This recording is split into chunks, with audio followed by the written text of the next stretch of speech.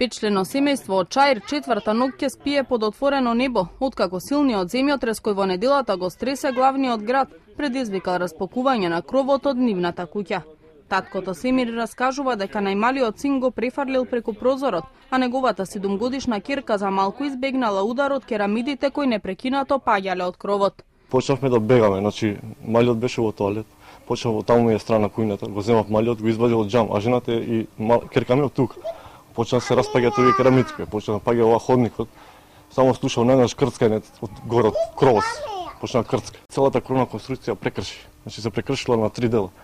Значи две куќи се тука поврзани, а целата конструкција попуштила, значи го докрајчила. Значи ова се било горе. Оваа греда попуштила наеднаш од тежината на керамидките или од ударот се кога потресе и разрма тоа. По синокешниот земјотрес со јачина од 2,3 степени по Рихтер, кровот дополнително почнал да се распаѓа, а од потресите напукал и ѕидот од куќата. Семир и неговото семејство стравуваат дека сега и при најмал потрес или пообилни врнежи, кровот може целосно да се сруши. Значи не да Боже штеден земјата како тој големиот, ја мислам нема да издржува. Ова куќа нема, пошто почна таму се гледа, таа конструкција почна да навали навнатре. Значи конструкцијата паѓа, надоле паѓа конструкцијата. Значи тоа е ризик. Околу 530 пријави досега се пристигнати од граѓани кои пријавиле дека нивните објекти не се стабилни. Еден од нив е и Семир. Тој вели дека надлежна екипа веќе направила проценка на стабилноста на неговата куќа.